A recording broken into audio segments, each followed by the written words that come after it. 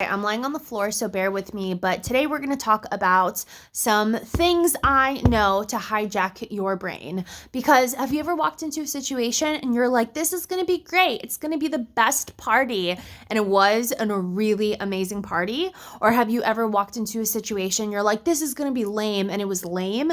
That's actually a scientific term. That's not just law of attraction or mysticism or metaphysics. That's an actual psychological term called confirmation bias.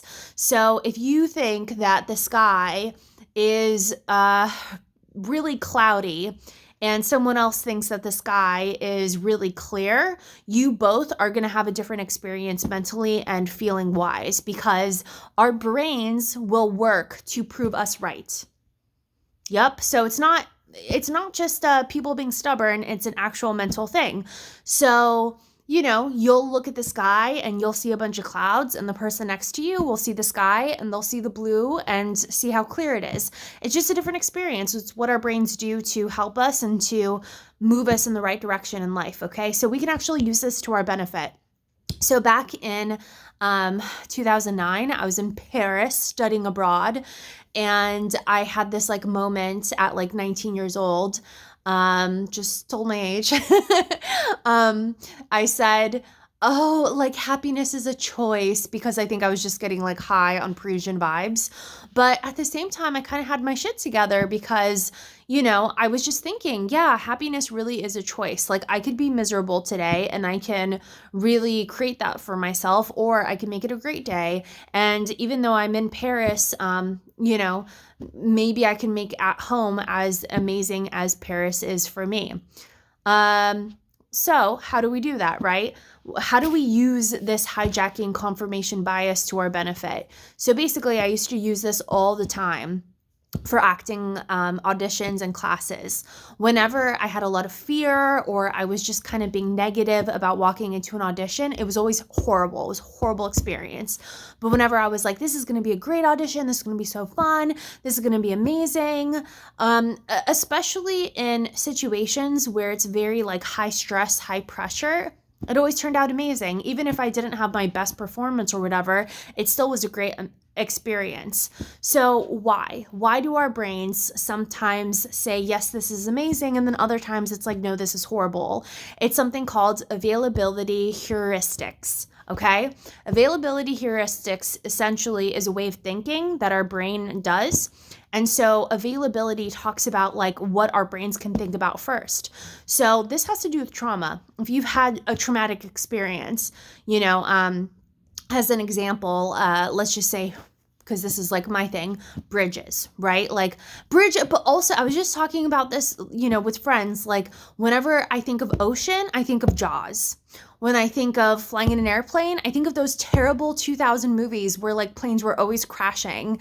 And that so impacted me as a child, because I'm very imaginative, right? But it imprinted in my brain this image of and bridges. I remember that freaking, God damn it, Richard Gere, he did that Mothman prophecy and the bridge falls, and all these bridges falling, all these planes falling, catastrophe. Now, of course, if you have trauma additional, that's a confirming experience.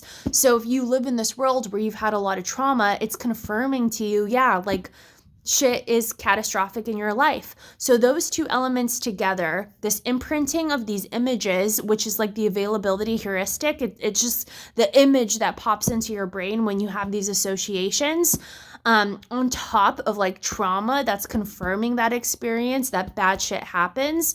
That's how people get PTSD, and that's how people get stuck in these neurological pathways that say bridge, catastrophe, plane, catastrophe. But here's the thing. It's not just phobias. It's also success. It's also love. It's also how you think about yourself, and if you can see the mirror behind me, I have these little Post-its with affirmations, because we absolutely have to create new neurological pathways that show us something different. I need to see an ocean where someone's not getting attacked by a shark. Okay. I've watched more movies than I've had experiences in my life. I'm pretty certain of that. So when I think of the ocean, I think of the Blake Lively movie. I think of Jaws. I think of those two people that were like left out on the boat and they were like in a relationship and they got eaten by sharks. I need more movies about the ocean. I need like Moana movies, okay? Moana, like Great Things. I mean, I just watched the freaking one about like a tsunami. I'm like, no, I need good experiences because things happen, okay? Catastrophes do happen in life, but like one in a millionth. Okay, it's not like an occurrence that happens every day. And that's just a part of living, okay? We gotta live. We gotta drive in cars. We gotta get in planes. We gotta go out there and live our lives.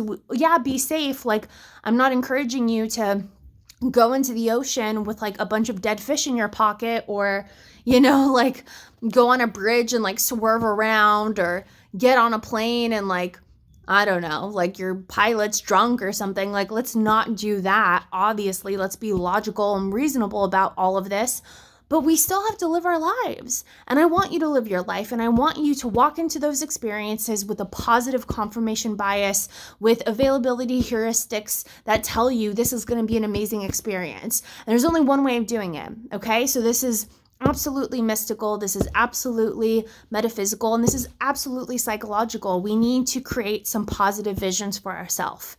How do you do that? You use your creativity, okay? So we can talk more about this in the future, but it's really important that you use your creativity to give yourself some positive imprints. And this is why I say, be careful what you watch and what you listen to, because those things are going to create your availability heuristics and your confirmation bias, okay? I know this as a fact because when I change what I watch, when I change what I listen to, it changes my brain as well. So if you have something, let's just say, let's use a simple example that I hear quite often. Men, negative experience. Or women, okay? But I get more like men, horrible experience, dating, horrible experience, availability heuristics, my last relationship. This is like, I'm working with someone, right? Let's just use this as an example. And they're like, oh my God, like men dating, online dating. No, I can't, because they've had probably their last experience was bad, or they had a major experience that was bad. And because of it, they always look for the bad in experiences. Add another level to that of conditioning and trauma. Maybe they were treated poorly or had an absentee father. I mean, it's like they're set up for disaster. They're set up to look at relationships and look at men as these bad things that are really hurtful and really painful.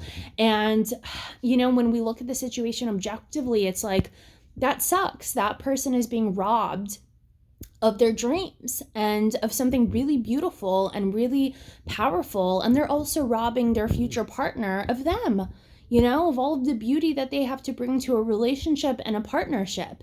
So how do we get them to be in a place where they're looking for something positive? So affirmations are really important, with confirmation bias. We want to go into these situations like, you know what? I'm gonna date and I'm gonna have fun with it. I'm gonna have fun with it and I'm gonna enjoy it. And I'm going to, maybe have a coach or someone to work with so that I don't have to do this by myself. And I'm just gonna, be objective. So you go into it and you say, I'm gonna go into this and I'm gonna have fun. I promise you, your date's gonna be so much funner than if you had not said that, because you're gonna be looking for reasons to have fun. You're gonna be looking at the fun. You're gonna be having a good time talking to this person that you're on a date with, and what we focus on grows. So that's gonna happen, okay? The secondary thing is with availability heuristics. I want you to start looking, be a little investigator, looking for positive experiences or positive examples of men. So for me, that would be my grandpa, right? He was a real gentleman of a man. So it's like, okay. And then my brother, he's a real gentleman of a man. And George is a great gentleman of a man. And what other male examples, real or not real, have I seen, throughout the world? I don't care if you're putting Jesus on that list. I don't care if you're putting Abraham Lincoln. Like, go for it. Be creative. Use whatever examples come to mind of these men that you're like, yeah, I could really admire them. They're good men out there, okay? That's how it starts. The universe will meet you halfway by providing you with more examples. Then I want you to watch movies or shows where men are actually good men. I like Outlander. Jamie, he's hot as hell, and yes, he is a good man.